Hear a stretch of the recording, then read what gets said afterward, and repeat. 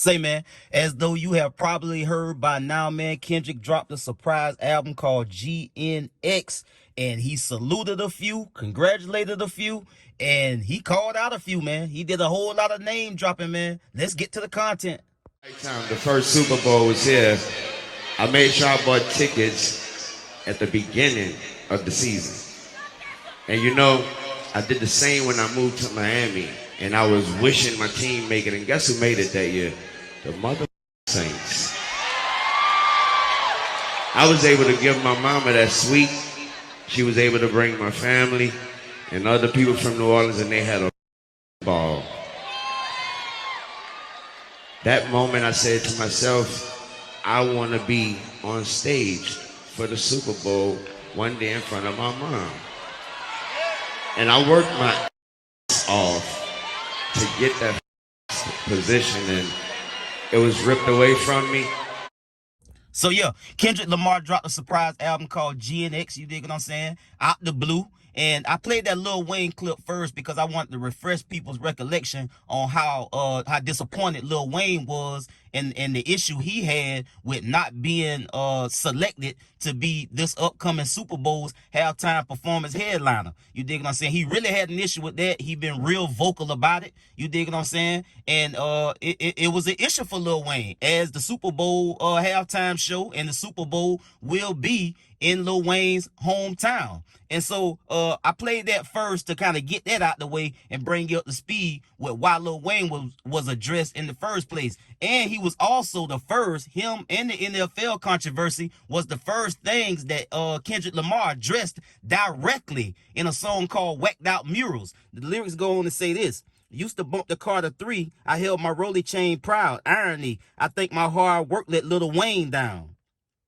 Snoop posted Taylor Made. I prayed it was the edibles. I couldn't believe it. It was only right for me to let it go. Won the Super Bowl, and Nas, the only one, congratulated me.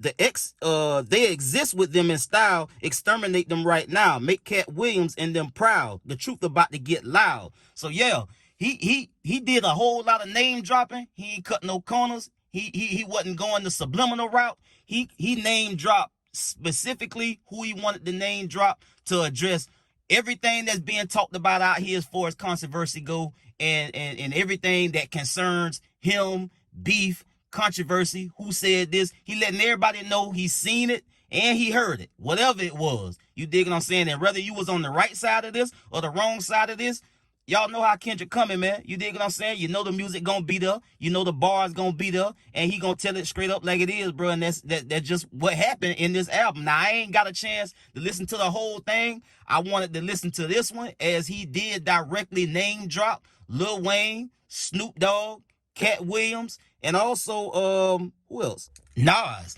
Now, Kendrick Lamar is one of the most direct lyricist when he get in his bag, and he don't really care nothing about no feelings. He gonna call it point blank, and that's just what it is. You dig what I'm saying? And also, as far as like the Lil Wayne situation go, I'll get back to that for a second. You dig what I'm saying?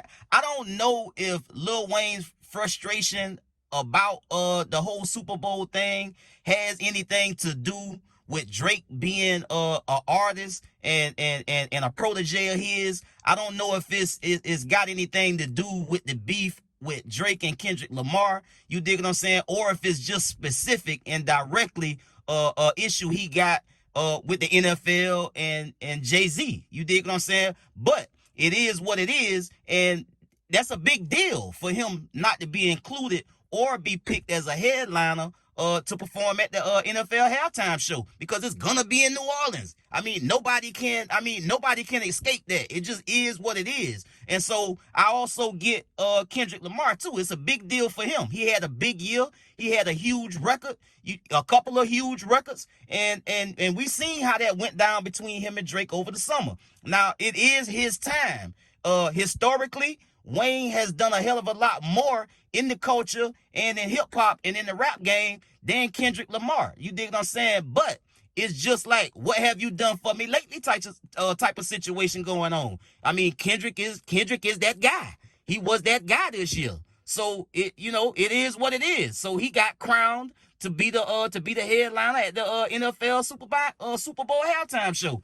So I don't really get into the weeds of saying, oh well, Wayne really got an issue with it because Drake and Kendrick Lamar had a beef going on, and all summer, and we seen how that went down. I don't know. He hadn't made it clear if that was ever a problem for him.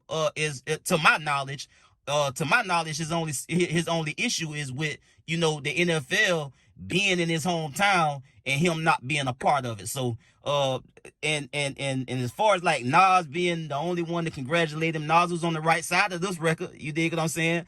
Katt Williams was on the right side of this record as well. As Katt Williams was a big part of the culture shifting this year because of the Shannon Sharp interview. You dig what I'm saying? With everything that he exposed and everything that he predicted, and just a truth, a truth. This was a truth telling type of year, for hip hop. It transcended and went into the comedic space with Katt Williams exposing and telling the truth about what's really going on over there, really calling it how it is, name dropping and just saying, speaking his truth. So Kendrick also went on to end that record by saying this: You ever had Captain Crunch and proceeded to put water in it? Pulled over by the law, you riding dirty so you can't argue with them, then make it to be a star, bare your soul and put your heart up in it? Well, I did, whack the murals out, but it ain't no legend if my legend ends. You dig what I'm saying? So, big record, big music, big bars, big name dropping, man. I get at y'all on the next one. Y'all be smooth. I'm out.